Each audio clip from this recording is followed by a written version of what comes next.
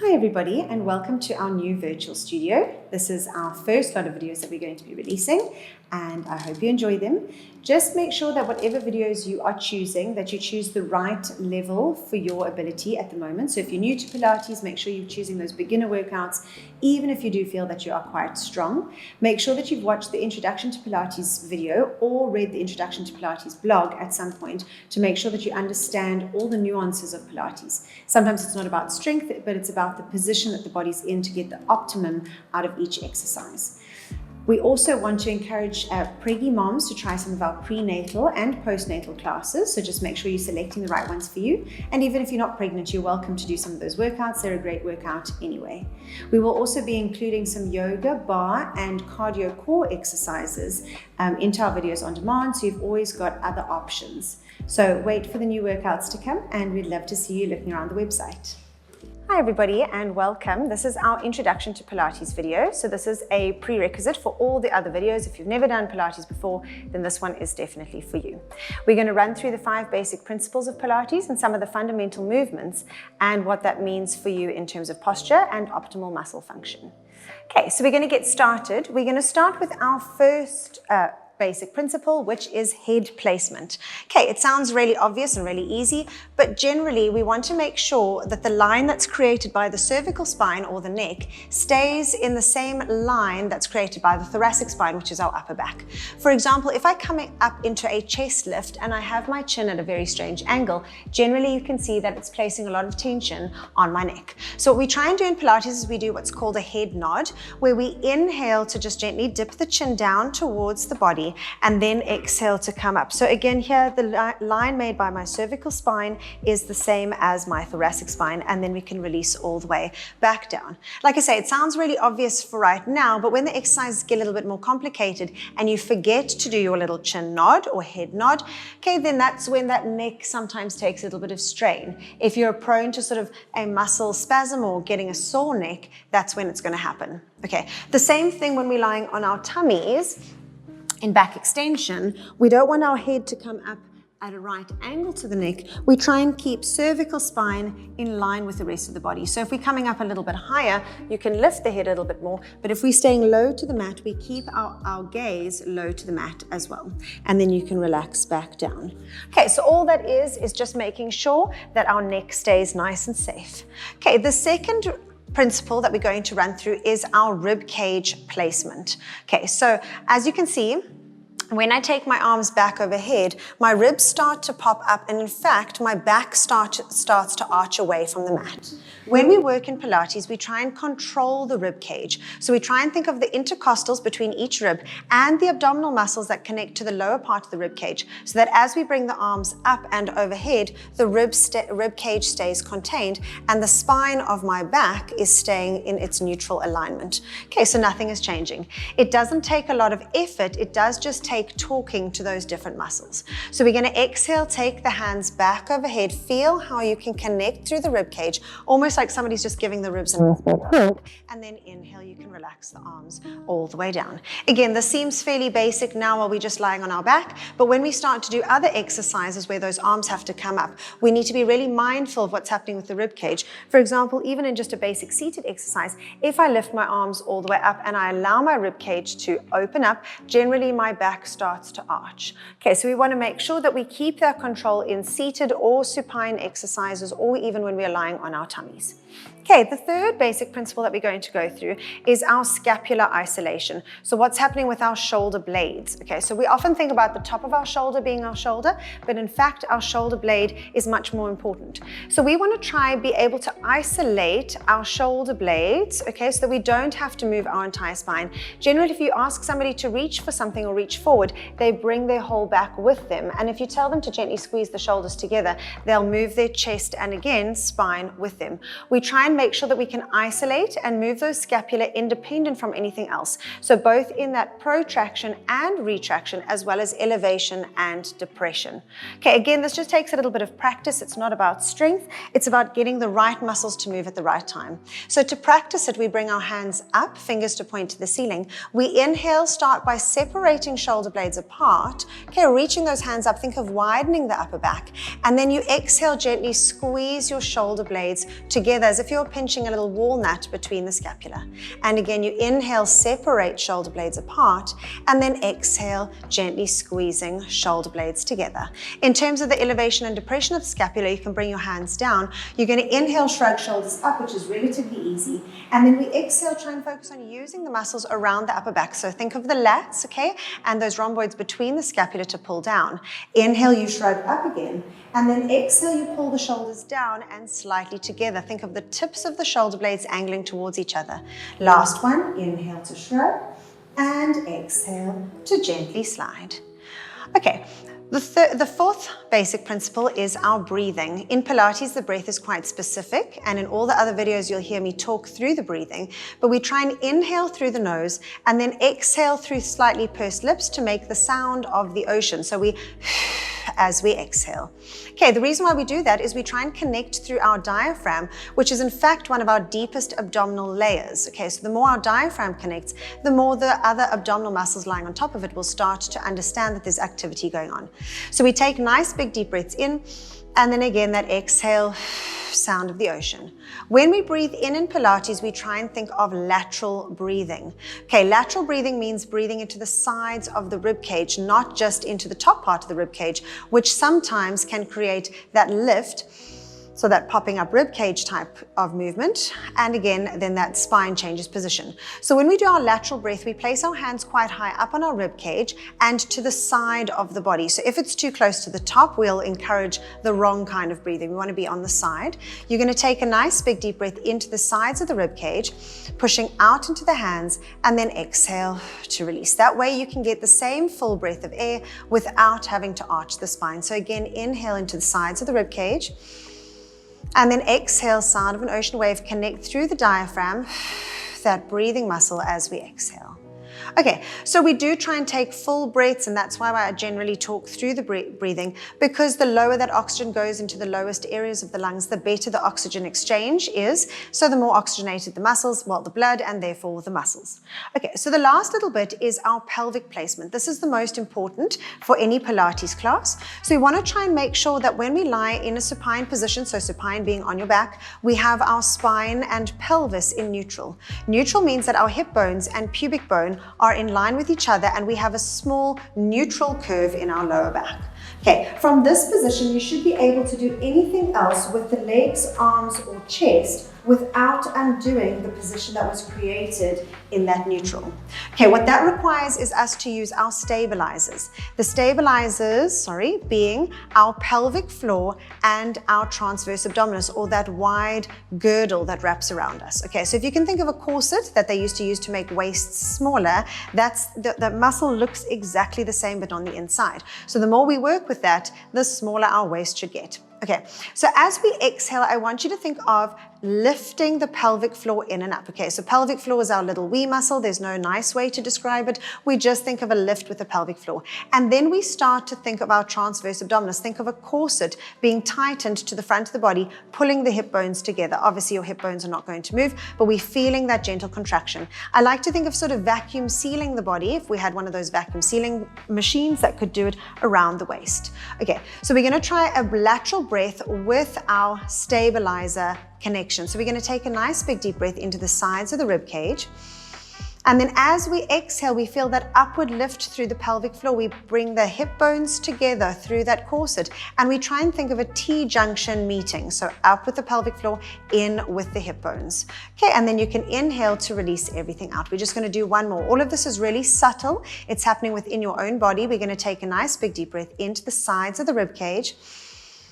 And then exhale as we connect pelvic floor, those hip bones start to pull together, and we feel that connection or activity in the abdomen.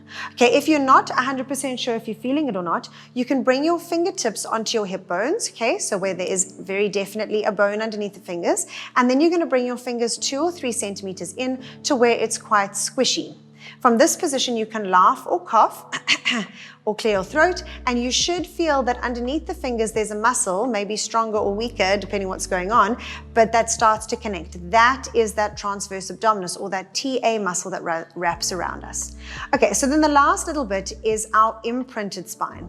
So we work in neutral, which is what I've just been explaining, when our feet stay down on the mat. The minute we're going to lift our feet up into the air, which is a tabletop position, which is quite common in our Pilates classes, we move into what's called an imprint. So an imprint engages the same two stabilizers that we were working before in that T-junction shape, so the pelvic floor, that transverse abdominis, but then we start to get the internal and external obliques to connect as well, to gently press the belly button or the tummy down towards the mat. Okay, from here our abdominal muscles are supporting the spine, okay, so we know that our back is not going to get injured or uncomfortable in this position.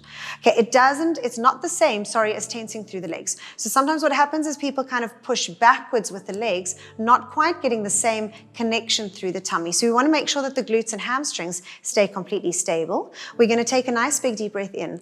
As you exhale, we feel the pelvic floor connect, those hip bones shift together, and we sink the belly button to the spine lengthens towards the mat. And then you can inhale to completely release. One more, you inhale and exhale to connect pelvic floor, hip bones together, we sink in and down. Okay, from this position, you should be able to lift the legs up into a tabletop position without that spine moving or pelvis shifting. Okay, so naturally what your body wants to do is, as we lift, especially the second leg, it wants to arch the spine, okay, and hinge on the hips. If we're using our tummy, it means that we can bypass that and make sure that our spine is staying protected and injury-free. Okay, so we're going to try it once more. We're going to inhale. Exhale, you're going to connect that pelvic floor. You're going to connect those hip bones together. We're going to sink the belly button towards the spine. We're going to lift one leg up, deepen that connection through the abdominals, and we're going to lift the second leg all the way up. Okay, so again from here, whatever I was to ask you to do with arms, head and shoulders, or even legs, we should be able to keep the same shape of the pelvis and spine. Okay, you can just gently relax the legs all the way down. So we're going to quickly run through some of the basic movements. Okay, and we're going to see how we can apply those 5 basic principles to the first fundamental movements in Pilates. Okay, so the first one is our ab prep. We make sure that our pelvis is in neutral, so your hip bones and pubic bone are in line with each other, small, even curve through the lower back. We're going to take our hands interlaced behind our head, slide the shoulders down, and gently nod that chin towards the chest. That's that head nod. Okay, the basic principle number 1. We're going to inhale, lateral breath, sides of the rib cage. And then as we exhale, we're going to just gently float the head and shoulders up, not changing the shape of our lower spine. So I am still in neutral, still have that small curve underneath the lower back. And then you're going to release yourself all the way back down onto the mat. So again, we inhale, nod chin to chest, lengthen the back of the neck.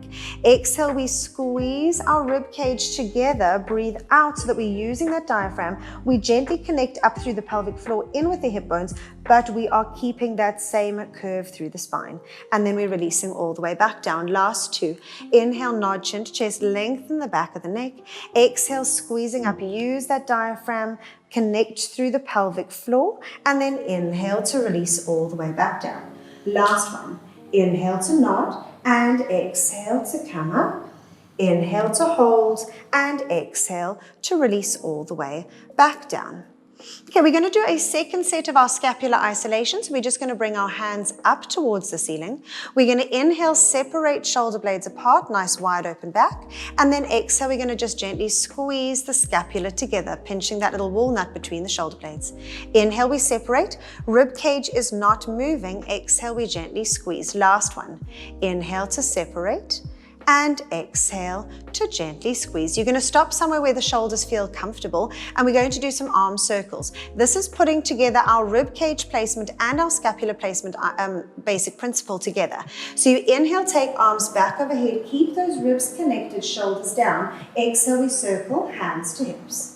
Inhale, we take the arms back, ribs are down, shoulders are connected, and exhale, we circle all the way around. You're probably not going to be able to get the hands all the way back while keeping everything engaged, and rule of thumb is to keep bicep in peripheral vision at all times. Exhale, circle round. Last one. Inhale, arms back. and exhale to circle round. We're going to go in reverse. So we're going to inhale, open those arms out to the side, and then exhale, we bring the hands parallel down. Inhale to open the arms out to the side, and exhale, parallel down. As those hands come up and back, we keep the ribcage gently resting on the mat. Bring the hands all the way back down. And the last one, inhale to open, and exhale, parallel down. You can plant your hands down onto the mat, and we're going to do some hip releases. Okay, this is about controlling our neutral spine to make sure that your hip bones and pubic bone are again in line with each other. We inhale, open one leg out to the side. You're going to press that foot away from the body. You turn foot and knee in, and then exhale to draw it back. Inhale to open out to the side. Press the foot away from the body. Turn foot and knee in, and draw it back. Last one. Open, press away, turn it in, and draw it back. We're going to go over to the other side. We inhale, open, press away, turn it in, and draw it back. Inhale, open, press away, turn it in, and draw it back. Last one, open, press away, in, and draw it back. Okay, now we're going to practice some of that imprint work. So we're going to go from our neutral pelvis into our imprinted pelvis. You're going to take a nice big deep breath in, and then exhale, we're going to connect our pelvic floor up, hip bones knit together, sink that belly button to the spine. Feel how all of the vertebrae are gently pressing down into the mat behind you. And we're going to lift our legs nice and carefully, one at a time, tabletop position. 2 90-degree angles, one at the hip, one at the knee. We're going to start with some toe taps. So you're going to lower a toe towards the floor, just as low as you feel that you can maintain that imprint. And then we're going to bring the leg back up. And we lower the leg down towards the floor, and we lift back up. Entire back is gently pressing down towards the floor, and we feel that we've got that support both from the pelvic floor and that transverse abdominis, our internal corset. Last 2, lower and lift, and the last one, lower and lift, and you can just gently hug those legs in towards the chest. Okay, once you're ready, we are going to straighten one leg down onto the mat. The other leg is going to lift up towards the ceiling. If flexibility is an issue, you can always have the leg slightly bent, and you can also slightly bend the leg that's on the mat. If the hamstrings are feeling safe in this position, we're going to do some nice big circles. The idea of a single leg circle is to create control through the body as we're moving our leg. So we inhale, cross the leg over the midline, and then exhale, we're going to circle out and round for 1. Inhale to cross over, exhale, circle out and round for 2.